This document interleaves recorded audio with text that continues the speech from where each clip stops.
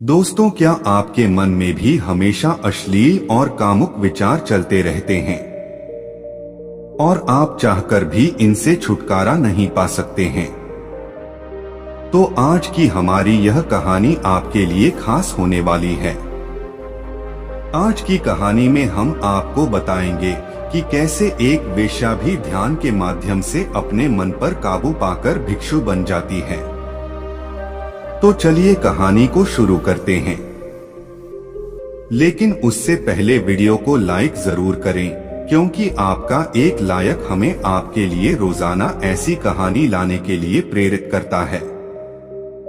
दोस्तों, गौतम बुद्ध के समय में वैशाली राज्य में एक प्रसिद्ध गणिका रहती थी, जिसका नाम आम्रपाली था। वो बहुत सुंदर थी और उसे नगर वधू घोषित किया गया था, यानी पूरे शहर की पत्नी। आम्रपाली इतनी सुंदर थी कि उसके महल के द्वार पर सदा सोने के रथ खड़े रहते थे।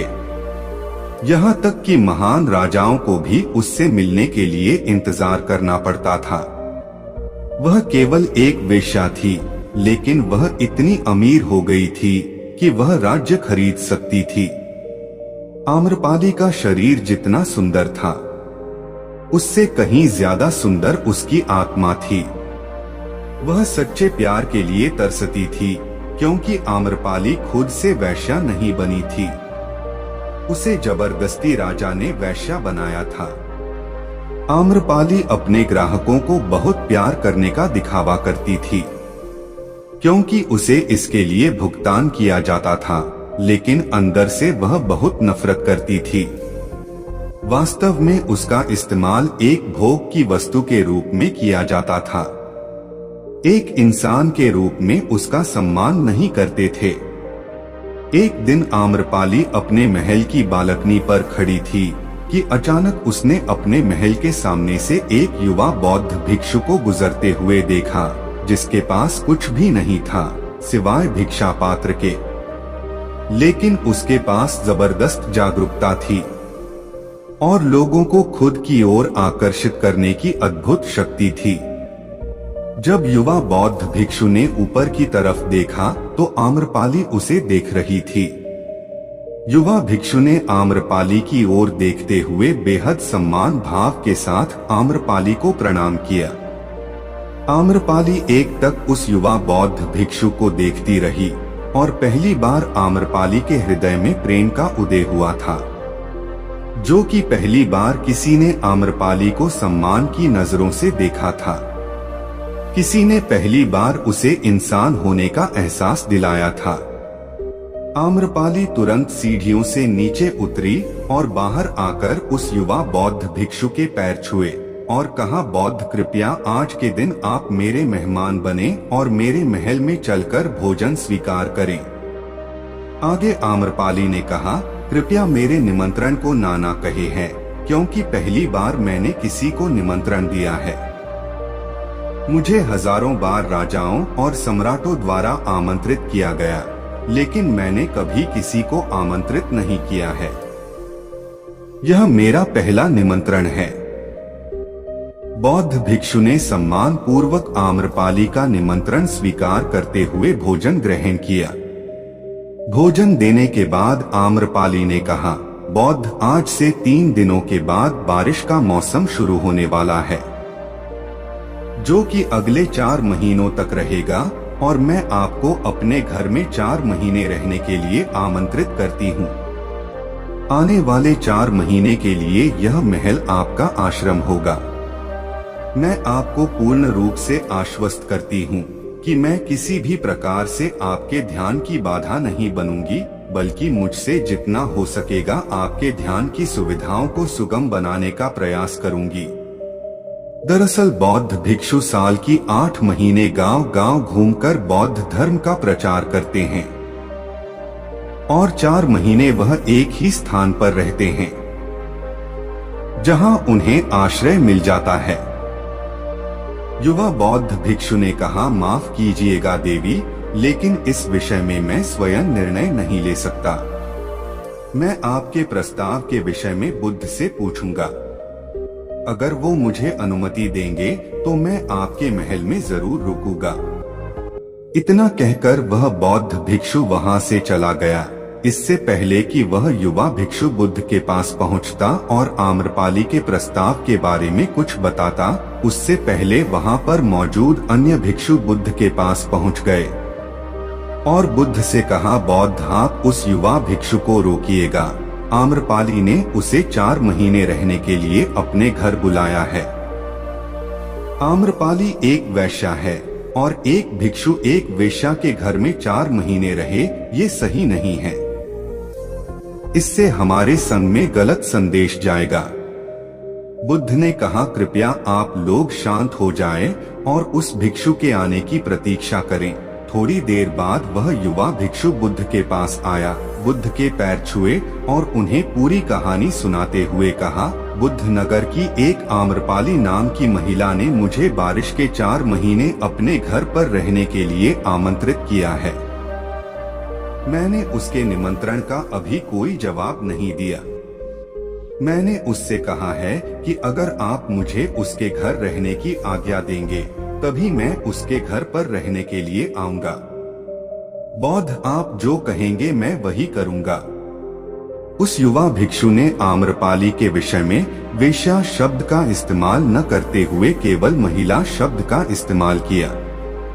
बुद्ध ने उस युवा भिक्षु की आंखों में देखा और कहा, तुम रह सकते हो। तभी अचानक बुरा भिक्षु खड़ा हुआ और बोला, ये सही नहीं है। युवा भिक्षु एक सच्चाई छुपा रहा है।